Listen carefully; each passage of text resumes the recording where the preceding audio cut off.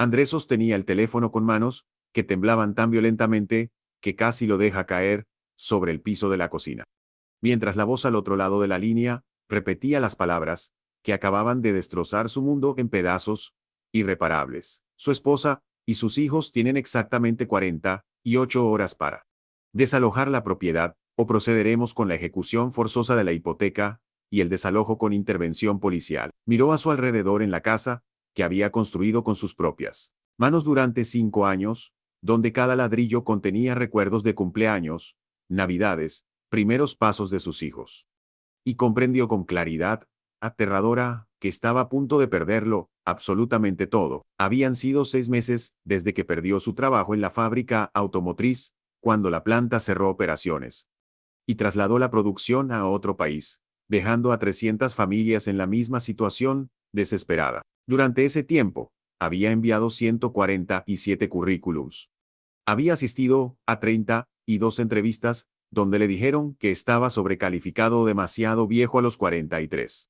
Había vendido todo lo que tenía valor, incluyendo el auto que tanto amaba, las joyas de su abuela, que planeaba dejar a su hija, hasta los muebles del comedor que su suegra les había regalado como regalo de bodas. Pero nada había sido suficiente para cubrir los pagos atrasados, que ahora sumaban una cantidad tan imposible que ni trabajando durante los próximos 10 años podría saldarla.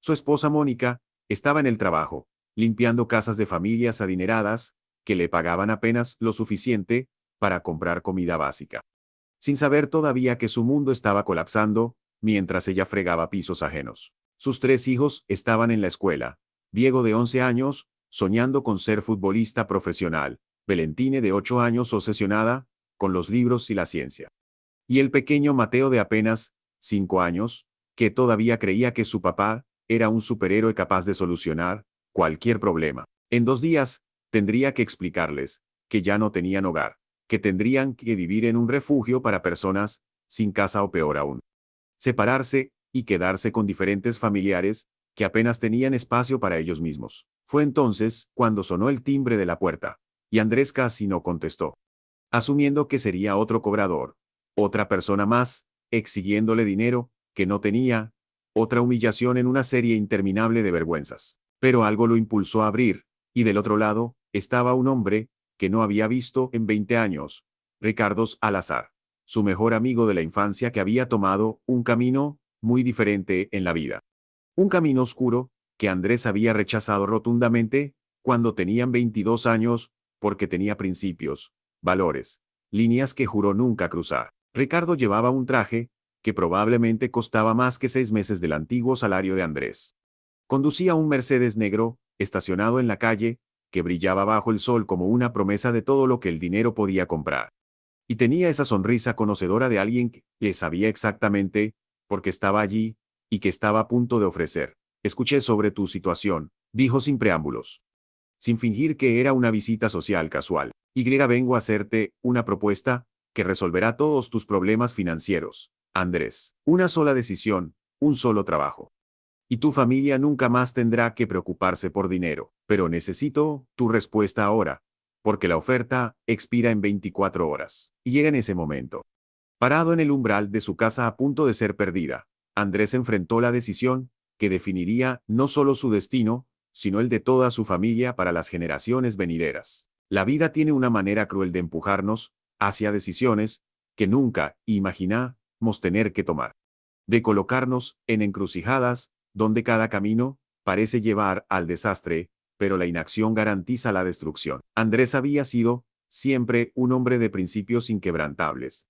El tipo de padre que enseñaba a sus hijos sobre honestidad, integridad, hacer lo correcto, incluso cuando era difícil. Pero los principios son fáciles de mantener cuando tienes un techo sobre tu cabeza y comida en la mesa. Se vuelven infinitamente más complicados cuando miras a los ojos de tus hijos y sabes que en 48 horas podrían estar durmiendo en la calle, cuando tu esposa regresa a casa cada noche con las manos destrozadas de tanto limpiar, y aún así el dinero no alcanza. Cuando el sistema, que prometía recompensar el trabajo duro, te ha fallado completamente. Antes de continuar con esta historia que desafiará todo lo que crees sobre moralidad, familia y supervivencia, necesito que hagas algo por mí. Presiona el botón de suscripción ahora mismo porque esta historia necesitas ser escuchada.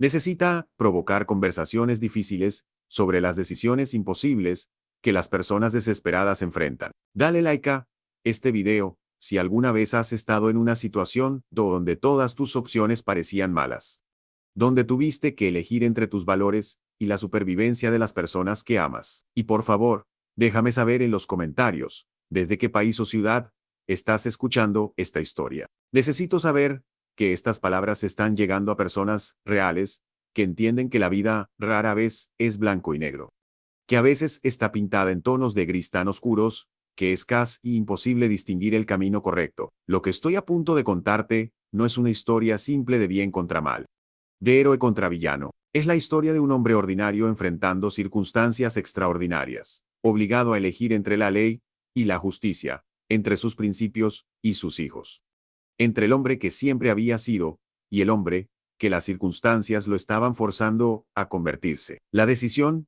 que Andrés tomó ese día reverberaría a través de los años, afectando no solo su vida, sino las vidas de todos los que amaba, de maneras que nunca podría haber anticipado. Y la pregunta que te dejaré reflexionando es esta: ¿qué habrías hecho tú en su lugar? Andrés dejó entrar a Ricardo con piernas que apenas lo sostenían.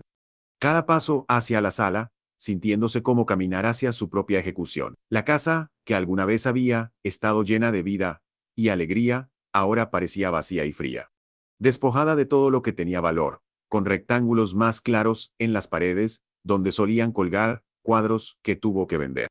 Espacios vacíos, donde antes había muebles, que habían sido sacrificados en el altar de la supervivencia. Ricardo miró alrededor con una expresión que mezclaba lástima y algo más oscuro, una satisfacción apenas disimulada de ver que sus predicciones de hace 20 años se habían cumplido. ¿Recuerdas lo que me dijiste cuando rechazaste mi oferta la primera vez?, preguntó Ricardo, sentándose en uno de los pocos muebles que quedaban, un sofá desgastado que había visto días mejores. Me dijiste que preferías ser pobre y honesto que rico y corrupto, que nunca traicionarías tus valores por dinero, que construirías tu vida de la manera correcta, sin importar cuánto tiempo tomara. Y te admiré por eso, Andrés, genuinamente lo hice. Pero también sabía que algún día la vida te enseñaría que los principios son un lujo que solo los que tienen seguridad financiera pueden permitirse. Andrés sintió rabia burbujeando en su pecho ante las palabras condescendientes de Ricardo, pero era una rabia impotente, porque una parte de él sabía que su antiguo amigo tenía razón. Durante 20 años había hecho todo correctamente, trabajó duro, pagó sus impuestos, fue fiel a su esposa, crió a sus hijos con amor y disciplina. Nunca robó ni hizo trampa ni tomó atajos. Y sin embargo, aquí estaba, a 2 días de la calle.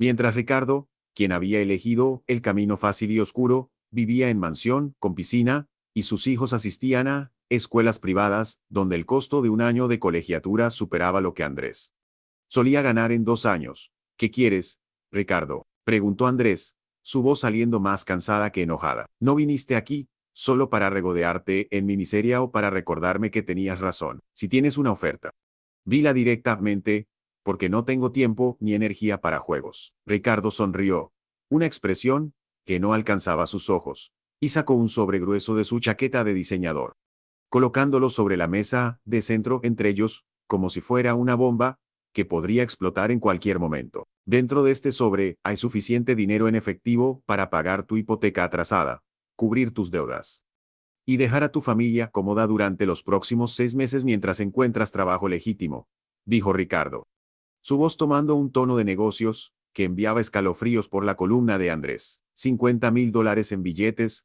no rastreables, tuyos para tomar ahora mismo sin ningún contrato escrito, sin ningún documento que te vincule a mí o a mi organización. Todo lo que necesitas hacer es un trabajo simple que tomará exactamente 4 horas de tu tiempo. Andrés miró el sobre como si contuviera una serpiente venenosa, sabiendo que el momento en que lo tocara, el momento en que preguntara qué implicaba ese trabajo simple, habría cruzado una línea invisible de la cual no habría retorno. ¿Qué tipo de trabajo?, preguntó finalmente, odiándose a sí mismo por siquiera hacer la pregunta, por no levantarse inmediatamente y ordenar a Ricardo que saliera de su casa y nunca regresara. Pero la imagen de sus hijos durmiendo en refugios, de Valentine llorando porque tuvo que dejar sus libros atrás, de Mateo preguntando por qué ya no podían vivir en su casa, lo mantenía pegado a su asiento. Ricardo se inclinó hacia adelante, su voz bajando hasta convertirse casi en un susurro,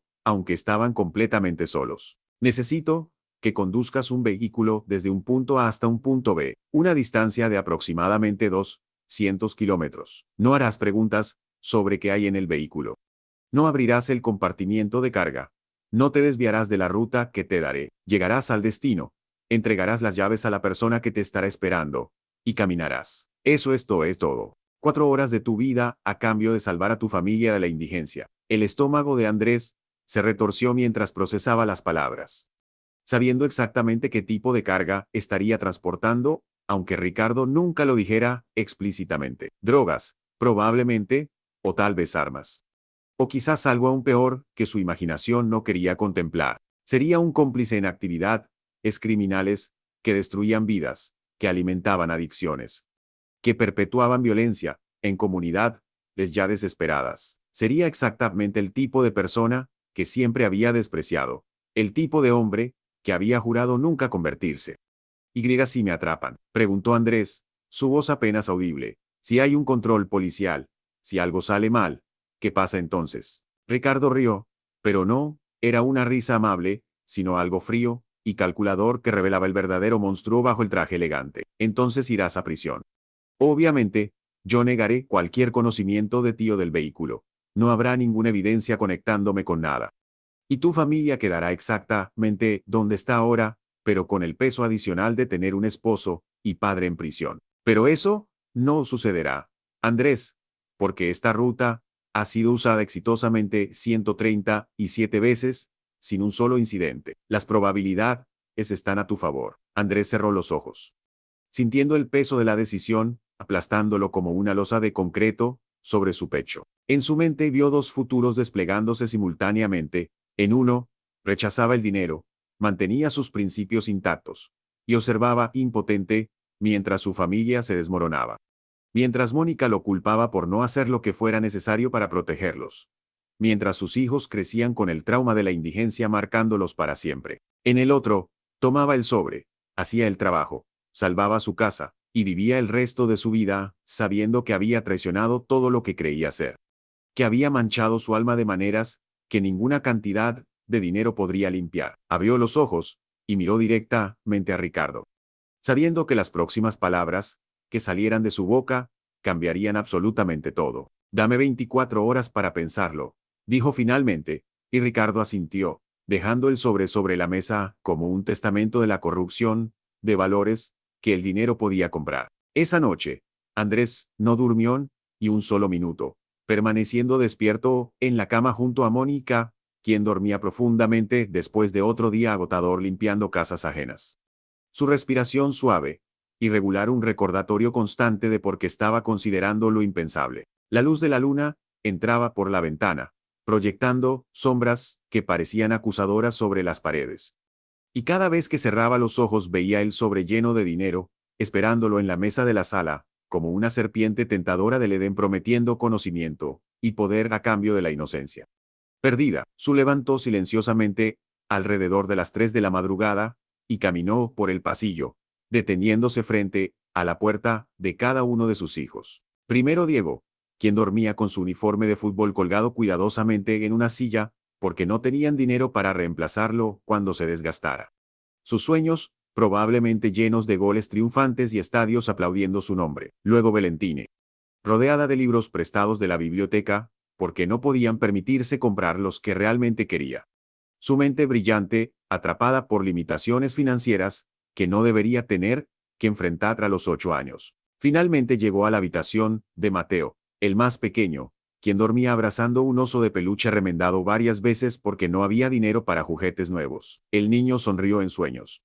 Todavía protegido por la ignorancia de la infancia de las realidades brutales que sus padres enfrentaban. Todavía creyendo que papá podía arreglar cualquier cosa con suficiente amor y determinación. Andrés se arrodilló junto a la cama de su hijo menor, lágrimas silenciosas corriendo por sus mejillas, mientras susurraba: lo siento, mi amor. Lo siento tanto por estar considerando esto.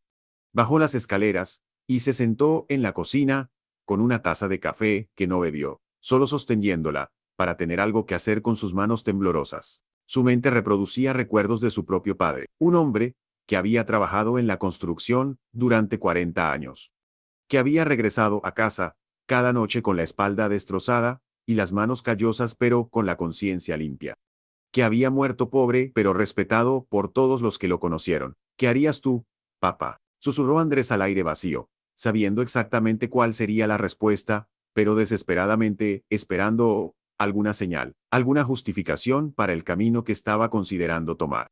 A las 6 de la mañana, escuchó movimiento arriba, mientras Mónica se preparaba para otro día de trabajo, que apenas cubría sus gastos básicos. Ella bajó 20 minutos después, ya vestida, con ropa sencilla y práctica, su cabello recogido en una cola de caballo apretada.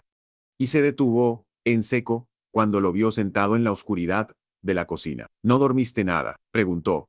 Preocupación inmediata llenando su voz. Andrés. Esto no puede continuar así. Estás matándote con preocupación, y eso no ayuda a nadie. Él la miró realmente, por primera vez en semanas, viendo las arrugas prematuras alrededor de sus ojos, que no estaban allí un año atrás. Las manos agrietadas y enrojecidas de tanto contacto con productos de limpieza. La forma en que sus hombros se encorvaban bajo el peso invisible de mantener a flote una familia que se hundía lentamente. Mónica tenía 39 años, pero se veía 50. Envejecida prematuramente por estrés financiero que ninguna cantidad de amor podía aliviar. Y en ese momento, tomó una decisión que sabía en su corazón era equivocada, pero que su desesperación disfrazaba como necesaria. Tengo que decirte algo, comenzó. Su voz ronca por la falta de sueño y las lágrimas no derramadas. Ayer vino Ricardo, mi viejo amigo de la infancia. Me hizo una oferta para resolver nuestros problemas financieros. No es completamente legal, pero tampoco es violento. Nadie resultará herido directamente. Solo necesito conducir algo de un lugar a otro.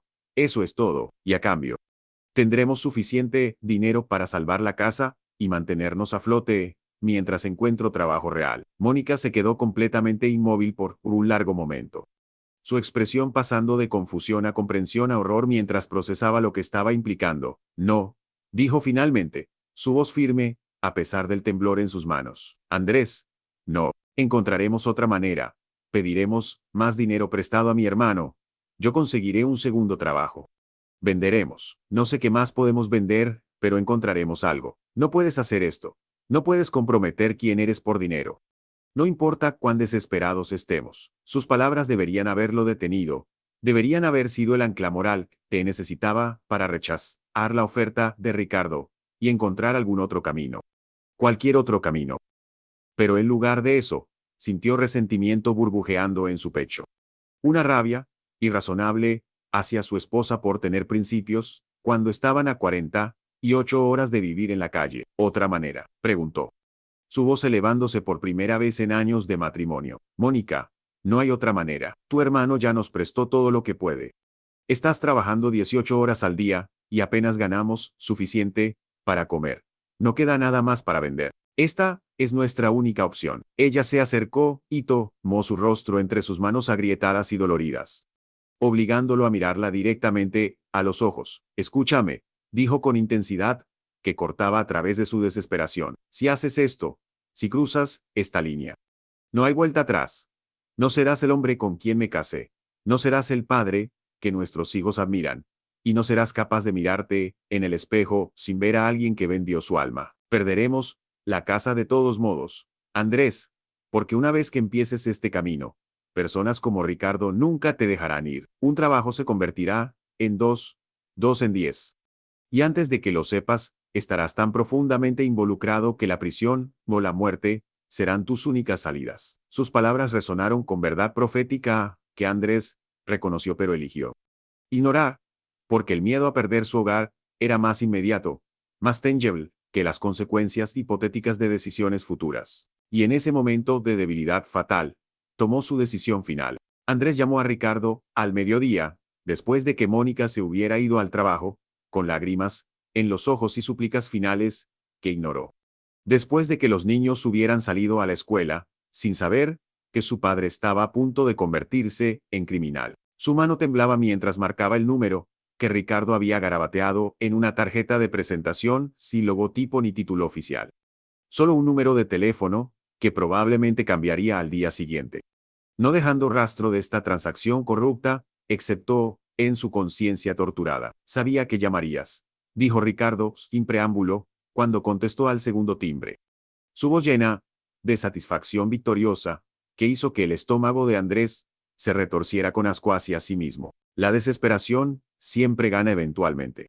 Sin importar cuán fuertes creemos que son nuestros principios. Tienes que estar en la dirección que te voy a enviar por mensaje de texto exactamente a las 8 de esta noche. Llegarás solo.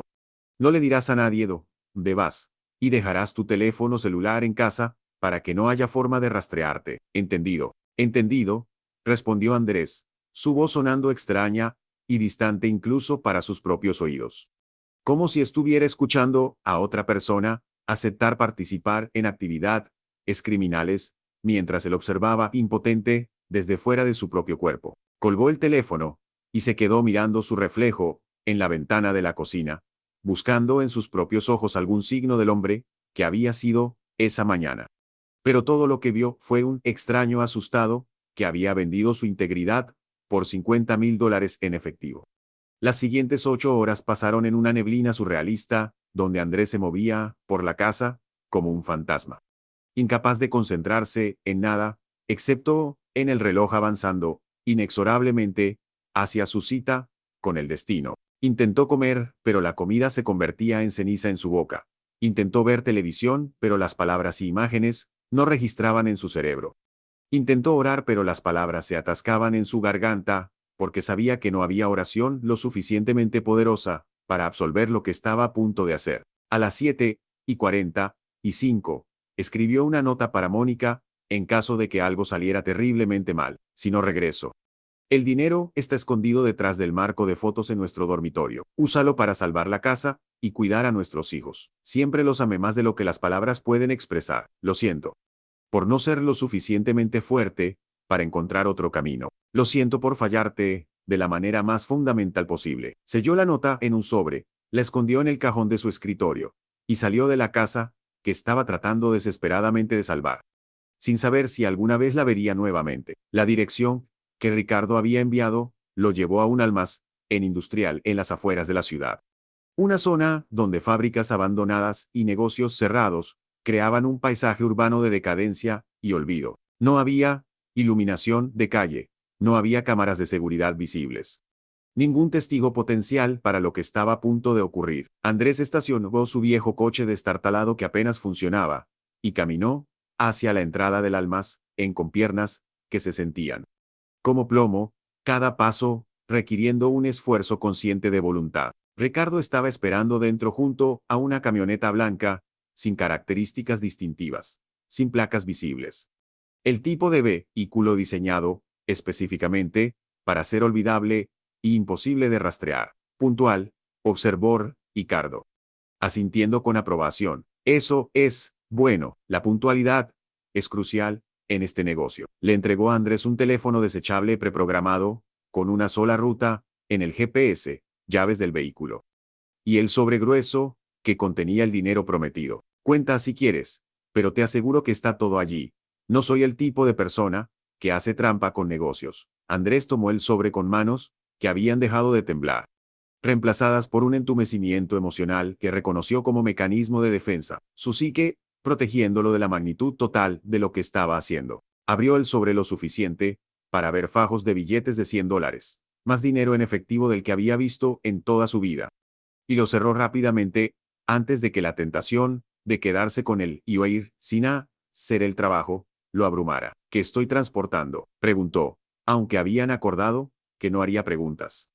Incapaz de dejar de necesitar saber exactamente qué pecado estaba cometiendo, Ricardo lo miró con expresión que mezclaba sorpresa y decepción. Te dije que no hicieras preguntas, Andrés.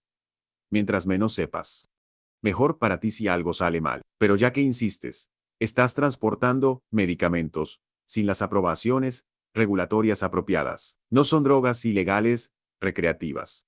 Si eso te hace sentir mejor, son medicinas que personas desesperadas necesitan pero no pueden pagar, a través de canales oficiales. Así que en cierto sentido, estás haciendo trabajo de caridad. Su sonrisa, irónica, dejó claro que sabía exactamente cuán débil era esa racionalización. Andrés subió a la camioneta. Ajustó el asiento y los espejos con manos que ahora operaban en piloto automático, su cuerpo haciendo los movimientos, mientras su mente gritaba que esto era una locura. Que todavía había tiempo de detenerse, de cambiar de opinión, de encontrar su camino de regreso al hombre que había sido esa mañana. Pero entonces pensó en la llamada del banco, en los ojos de sus hijos, en Mónica limpiando baños ajenos, hasta que sus manos sangraban, y giró la llave en el encendido. El motor rugió a la vida. Ricardo golpeó 2 veces el lateral de la camioneta en señal de despedida, y Andrés condujo hacia la noche y hacia un futuro del cual no había retorno. Cruzando el punto de no retorno, donde la inocencia terminaba y la complicidad comenzaba. Los primeros 100 kilómetros pasaron sin incidentes. La carretera oscura y mayormente vacía, excepto por camiones ocasionales, que pasaban rugiendo en la dirección opuesta. Sus luces creando flashes momentáneos de luz que revelaban el interior de la camioneta antes de sumirlo nuevamente en oscuridad. Andrés mantenía sus ojos fijos en la carretera y sus manos firmemente en el volante, tratando de no pensar en que había exactamente en el compartimiento de carga detrás de él. Tratando de convencerse de que la explicación de Ricardo sobre medicamentos no aprobados era verdad y no una mentira conveniente diseñada para hacer que un hombre desesperado se sintiera mejor sobre convertirse en criminal. Fue alrededor del kilómetro 120 cuando escuchó el sonido que heló su sangre. Un golpe suave pero definitivo, proveniente de la parte trasera del vehículo. Seguido, por lo que sonaba inquietantemente, como un gemido humano amortiguado. Andrés Cas, y perdió el control de la camioneta. Sus manos apretando el volante tan fuerte, que sus nudillos se volvieron blancos, mientras su cerebro rechazaba lo que sus oídos acababan de registrar. Tenía que haber sido su imaginación, el estrés y la culpa creando sonidos que no existían, porque la alternativa era demasiado horrible para contemplarla. Pero entonces lo escuchó nuevamente. Más fuerte, esta vez, definitivamente, un golpe seguido por un llanto ahogado, que no podía ser confundido con nada más que angustia humana. El estómago de Andrés se revolvió violentamente, mientras la terrible comprensión lo golpeaba como un martillo. No estaba transportando medicamentos, estaba transportando personas. Probablemente personas siendo traficadas contra su voluntad, víctimas de una red criminal de la cual ahora era parte integral. Ricardo lo había mentido deliberadamente, aprovechándose de su desesperación para convertirlo no solo en criminal, sino en traficante de seres humanos. Condujo otros 5 kilómetros en estado de shock absoluto. Su mente, dividida entre el impulso de detenerse inmediatamente y ayudar a quien fuera que estuviera en la parte trasera, y el terror paralizante de lo que significaría involucrarse. De las consecuencias de no completar el trabajo, de lo que Ricardo podría hacer a su familia si traicionaba el acuerdo. Los golpes continuaron, más desesperados ahora, acompañados de voces apagadas que sonaban jóvenes, posiblemente femeninas, rogando en idiomas que no podía identificar claramente a través del metal que los separaba. Finalmente, ya no pudo soportarlo más. Andrés desvió la camioneta hacia el arcén de la carretera, en un área oscura entre farolas. Su corazón latiendo tan fuerte que podía sentirlo en sus oídos mientras apagaba el motor con dedos temblorosos. Se quedó sentado por un largo momento, tratando de recuperar la respiración, tratando de pensar con claridad, a través del pánico que amenazaba con abrumarlo completamente. Tenía dos opciones: abrir la parte trasera y confirmar sus peores sospechas, o ignorar los sonidos. Completar el trabajo, tomar el dinero y vivir el resto de su vida sabiendo que había sido cómplice en tráfico humano. Salió de la cabina y caminó hacia la parte trasera de la camioneta, sus piernas apenas sosteniéndolo mientras sacaba las llaves con manos que temblaban tan violentamente que casi las deja caer. Dios, perdóname, susurró mientras giraba la llave en la cerradura, sin saber exactamente por qué estaba pidiendo perdón, por lo que había hecho al aceptar este trabajo, por lo que estaba a punto de descubrir, o por las decisiones que tendría que tomar en los próximos minutos, que definirían el tipo de hombre que realmente era bajo todas las capas de racionalización y desesperación. Las puertas traseras se abrieron revelando una escena que perseguiría sus pesadillas por el resto de su vida. 7 mujeres jóvenes, ninguna mayor de 25 años. Amontonadas en el espacio estrecho como ganado, sus manos y pies atados con cinta adhesiva, sus bocas selladas con la misma cinta cruel. Sus ojos se agrandaron al verlo, algunos con esperanza de rescate, otros con terror de más abuso, todas obviamente exhaustas, deshidratadas y aterrorizadas más allá de la capacidad de palabras para expresarlo. En ese momento, Andrés comprendió con claridad devastadora que había cruzado mucho más que una línea moral. Había participado en uno de los crímenes más horribles que un ser humano puede cometer contra otro. Oh Dios, oh Dios, oh Dios, fue todo lo que pudo decir mientras retrocedía, su estómago revolviéndose tan violentamente que tuvo que doblarse y vomitar en el arcén de la carretera, vaciando su estómago hasta que solo quedaron arcadas, secas, y el sabor amargo de la vil, y si la traición, a sí mismo. Cuando finalmente pudo enderezarse, limpiándose la boca, con mano temblorosa, vio que las mujeres lo observaban con expresiones que mezclaban esperanza cautelosa y miedo comprensible. Sin saber si este hombre sería su salvador o solo otro monstruo en una cadena interminable de hombres monstruosos, Andrés trepó a la parte trasera de la camioneta, sus dedos trabajando torpemente para quitar la cinta de la boca de la mujer más cercana. Una chica, que no podía tener más de 19 años con ojos oscuros, que habían visto demasiado dolor para su edad. No voy a lastimarte, susurró en español, luego repitió en inglés. Sin saber qué idioma podría entender ella. Voy a ayudarlas, las voy a sacar de aquí. Lo prometo. La chica comenzó a llorar en cuanto su boca quedó libre, sollozos que venían de lo más profundo de su alma. Y susurró en español entrecortado. Por favor, solo quiero volver a casa, con mi familia. Mientras Andrés trabajaba, para liberar a las otras mujeres. Su teléfono del que se suponía que debía dejar en casa, comenzó a sonar, en su bolsillo. Lo sacó con dedos, temblorosos, y vio el nombre de Ricardo en la pantalla, y supo con certeza absoluta, que de alguna manera, su empleador criminal sabía que se había desviado del plan. Que había abierto el compartimiento de carga, que estaba a punto de traicionar el acuerdo. Dejó que la llamada fuera buzón de voz mientras continuaba liberando a las mujeres, sabiendo que cuando Ricardo no pudiera contactarlo, cuando la camioneta no llegara al destino programado, habría consecuencias terribles, no solo para él sino potencialmente para su familia. Pero en ese momento, mirando los rostros de estas 7 víctimas inocentes, Andrés finalmente encontró la fuerza moral que debería haber tenido desde el principio. Y tomó la decisión que realmente definiría quién era, no el hombre que aceptó el trabajo, sino el hombre que eligió hacer lo correcto, incluso cuando significaba perderlo todo. Andrés condujo la camioneta directamente a la estación de policía más cercana, su corazón latiendo erráticamente, mientras las 7 mujeres, liberadas, se aferraban unas a otras en la parte trasera. Sus voces mezclándose en un coro de idiomas diferentes, pero todas expresando el mismo miedo fundamental de que esto pudiera ser una trampa. Otra capa de crueldad, en una pesadilla, que parecía no tener fin. Su teléfono no dejaba de sonar.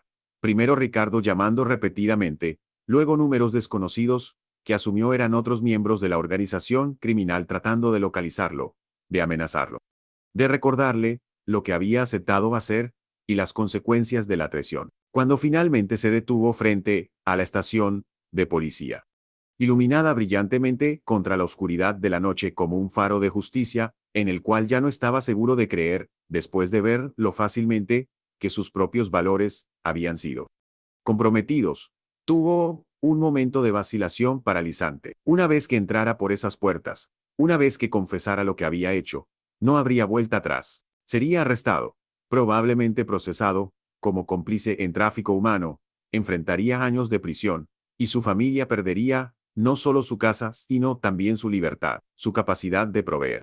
Todo lo que había estado tratando desesperadamente de proteger. Pero entonces, una de las mujeres, la joven de 19 años, que había sido la primera en ser liberada, tocó suavemente su hombro, desde la parte trasera de la cabina, y dijo en español quebrado, por lágrimas: gracias por elegir vernos como humanos. Muchos hombres tuvieron oportunidad de ayudarnos y Eligieron no hacerlo, porque era más fácil, más seguro mirar hacia otro lado. Usted es diferente. Usted es bueno. Sus palabras rompieron algo dentro de Andrés, y por primera vez desde que Ricardo había aparecido en su puerta, lloró abiertamente.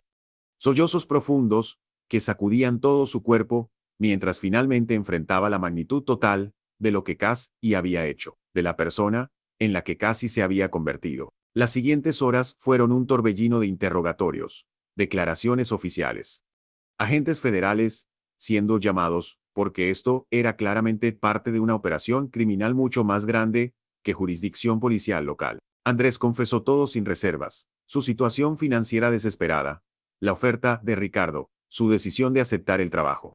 El momento en la carretera, cuando descubrió la verdad horrible de lo que estaba transportando. Su elección de traicionar el acuerdo y llevar a las víctimas directamente a las autoridades. Los detectives lo escucharon con expresiones que mezclaban disgusto por su participación inicial y respeto reluctante por su decisión final de hacer lo correcto. Será procesado, le dijo el detective principal. Un hombre de mediana edad con ojos cansados, que habían visto, probablemente demasiada maldad humana. No hay forma de evitarlo. Aceptó transportar lo que creía eran contrabando ilegal. Aceptó dinero por participar en actividad criminal, pero el fiscal tomará en cuenta que se detuvo voluntariamente, que salvó a estas mujeres de destino, que probablemente habría sido peor que la muerte, que está cooperando completamente con la investigación. Probablemente recibirá una sentencia reducida, tal vez libertad condicional si tiene suerte, y un juez comprensivo, lo que el detective no mencionó, pero que Andrés comprendió con claridad, terrible.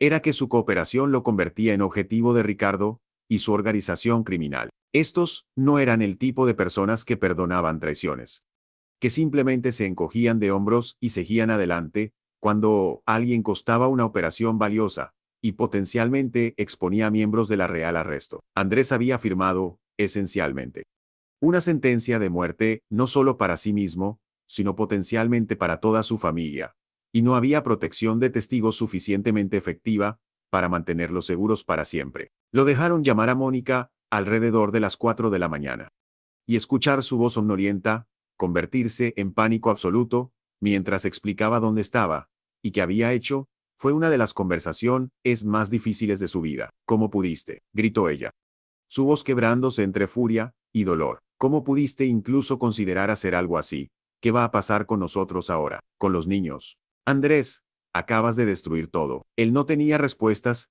que pudieran consolarla, ninguna explicación y hiciera su traición fundamental menos devastadora. Pero entonces, después de varios minutos de lágrimas y recriminaciones, la voz de Mónica se suavizó ligeramente. Pero te detuviste, dijo quedamente, cuando importaba, cuando había vidas reales en juego. Elegiste hacer lo correcto, incluso sabiendo lo que te costaría. Eso tiene que contar para algo, Andrés. No sé cómo vamos a superar esto. No sé cómo vamos a proteger a nuestra familia de las personas de las que me contaste, pero al menos puedo mirarte nuevamente y ver al hombre con quien me casé. Por un momento, pensé que lo había perdido para siempre. Los días que siguieron fueron una mezcla surrealista de interrogatorios continuos, apariciones en corte, negociaciones de acuerdo de culpabilidad, y eventualmente la pérdida inevitable de su casa, cuando los pagos no pudieron ser hechos, y el banco finalmente ejecutó la hipoteca. Mónica y los niños se mudaron temporalmente con su hermano, viviendo en un sótano convertido que era estrecho, incómodo, pero al menos era refugio. Andrés fue sentenciado a 18 meses de prisión con libertad condicional, considerado tiempo servido, por los 4 meses que pasó en detención preventiva, mientras el caso se desarrollaba. Liberado bajo condiciones estrictas y supervisión constante. Ricardo y varios miembros de su organización fueron eventualmente arrestados en una operación coordinada que utilizó la información que Andrés proporcionó. Aunque el líder principal logró escapar del país y permanecía prófugo. Las 7 mujeres que Andrés había salvado fueron reunidas con sus familias en sus países de origen, y 3 de ellas escribieron cartas al juez pidiendo clemencia para el hombre que había arriesgado todo para liberarlas. Una de esas cartas, de la joven de 19 años cuyas palabras habían roto su resistencia esa noche, en el estacionamiento de la estación de policía, decía: Andrés cometió error terrible. Pero cuando enfrentó elección entre salvar su propia familia o salvarnos a nosotras, eligió a humanidad sobre el miedo. Esa es definición de héroe, incluso si héroe imperfecto. Han pasado 3 años, desde esa noche, en la carretera, cuando Andrés enfrentó la decisión, que redefinió completamente su vida y el destino de su familia. No fue fácil. Ningún aspecto de las consecuencias de sus acciones lo fue. Perdieron su casa, como había temido. Vivieron en cuartos prestados durante 18 meses, hasta que Mónica pudo ahorrar suficiente para un apartamento pequeño en vecindario menos deseable. Los niños tuvieron que cambiar de escuelas y enfrentar preguntas difíciles sobre por qué papá había estado en prisión. Diego abandonó sus sueños de fútbol profesional cuando no pudieron permitirse las cuotas del equipo competitivo.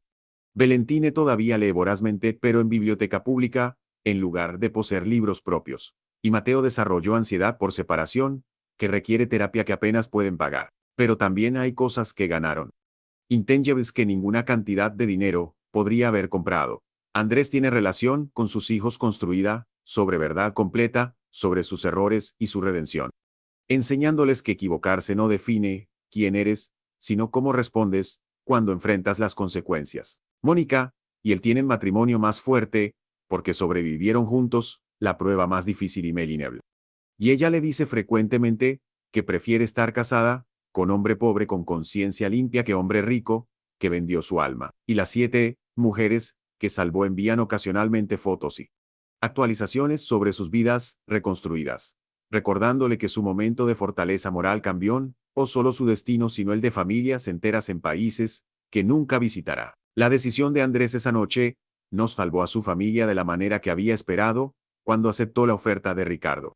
No les dio seguridad financiera, ni protegió su hogar, ni hizo sus vidas más fáciles, de ninguna manera material, pero les dio algo infinitamente más valioso, demostración viviente de que principios no son solo palabras vacías, que abandonamos, cuando la vida se vuelve difícil, sino anclas morales, que nos definen en nuestros momentos más oscuros. Andrés sigue luchando financieramente, trabaja 2 trabajos de salario mínimo para mantener a flote a su familia, pero duerme bien por las noches porque salvó vidas cuando importaba, porque eligió humanidad sobre miedo, porque finalmente se convirtió en el héroe que sus hijos siempre creyeron que era. Y tal vez, al final, eso es lo único que realmente importa, no las decisiones que tomamos en desesperación, sino las que tomamos cuando finalmente encontramos el coraje de hacer lo correcto, sin importar el costo personal.